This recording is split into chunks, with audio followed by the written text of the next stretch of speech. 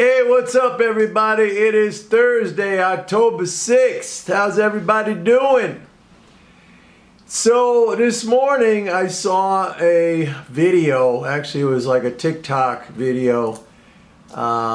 This girl, and I'm going to play the clip for you, but this girl, I don't know why it popped up on my screen, but it did.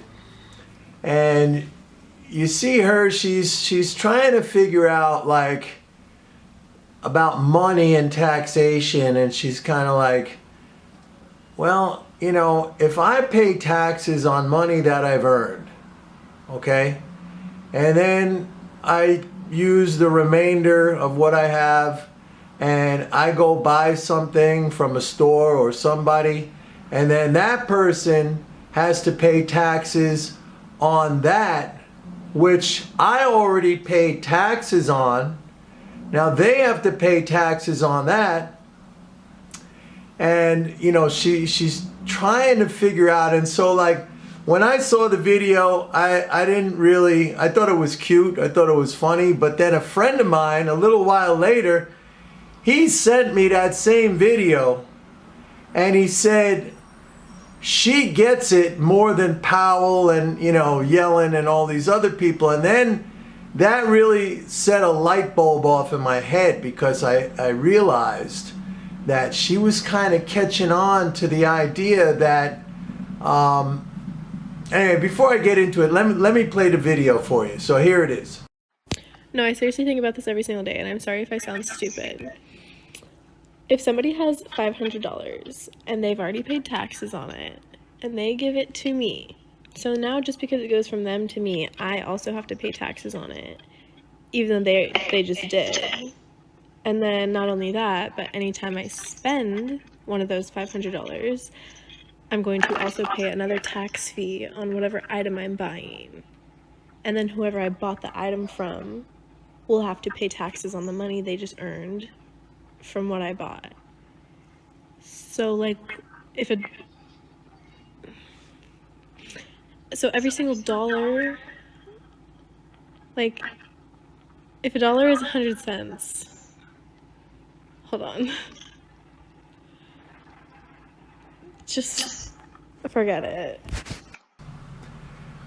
All right, so you see how she's like, she's starting to catch on, or trying to understand, like, if I pay taxes and then with the money left over I spend that, and the person who receives that, that's income to them, and they have to pay taxes, and then maybe they go and they buy something with that left over, and then the next person or entity has to pay taxes.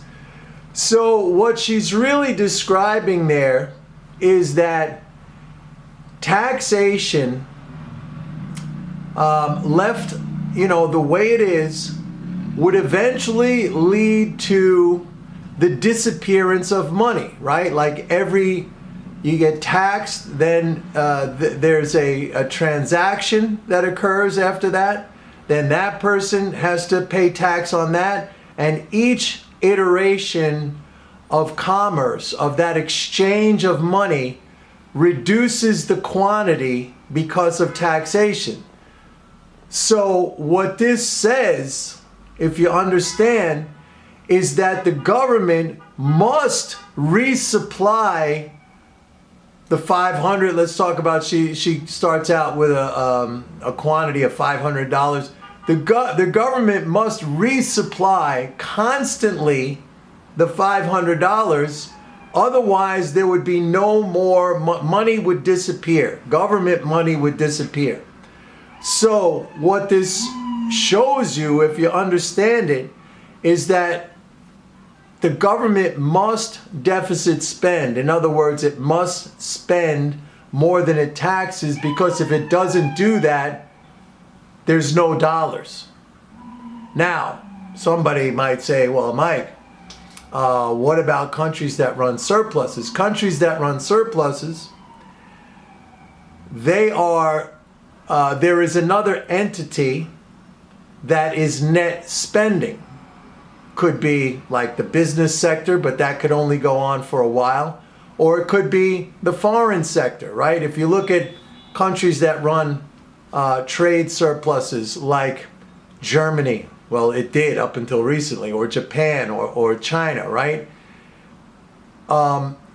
They maybe will run fiscal surpluses, but net spending is coming externally from foreigners. Okay, it's us buying their cars or buying Chinese electronics and textiles or whatever.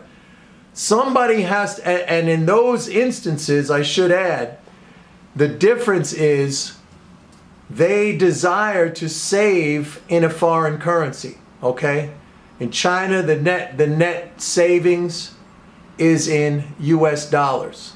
Same thing in Japan. Okay, they have current account surpluses in a foreign currency. We don't have that. Okay, we run deficits, and there's only so much that the private sector can net spend because they are not an issuer of money. Okay, we are not, as individuals, businesses, states, we are not issuers of money. So I thought this was very interesting that she was on to something. I mean, she realized that, as the currency transacts through the economy, as it circulates through the economy, with each iteration of spending, it gets reduced because of taxation. And if that were allowed to continue, to the logical conclusion, it would eliminate all dollars. So the government must net spend dollars into the system to keep the system going. Otherwise, if we chose to net save in yen, we could run, let's say, trade surpluses with Japan, but that's not an easy thing to do because in general, the countries that we run deficits with, trade deficits, are lower cost producers. So we benefit from the goods, they get the currency, and that's the arrangement, all right? If we were to try to change that model, at least in a very short term, if we were to try to, over a short period of time, turn the United States into a net exporter, we'd probably have to dramatically reduce wages, okay? That would have to be a function of policy. Now, I will point out that the United States is a net exporter of petroleum. Okay, I just saw the numbers today, actually yesterday, from the weekly EIA report. In the week ending September 30th, we net exported 3.3 million barrels a day of petroleum. I mean, this gets into a whole other discussion, a discussion as to why we have elevated gasoline prices and energy prices, because we're basically exporting our bounty. So you could see how exports are a cost, okay? They are raising prices. They're raising prices for fuel. They're raising prices for petroleum. They're raising prices for gas. Remember when, Trump was saying, hey, now we have energy independence. And by the way, he was the one that really got the whole export thing going. The ban was lifted under Obama, but Trump really pumped it up, and it's continuing under Biden, and it's just going, it's skyrocketing. I mean, that is a record, 3.3 million barrels a day. But overall, we still run big trade deficits, okay? So the government here, it net spends to provide the dollars into the system. If it didn't do that, dollars would disappear. And that's one way, that would be one way to lower, wages and the cost of production. I mean, basically, it would bankrupt everybody and they would have to work for whatever.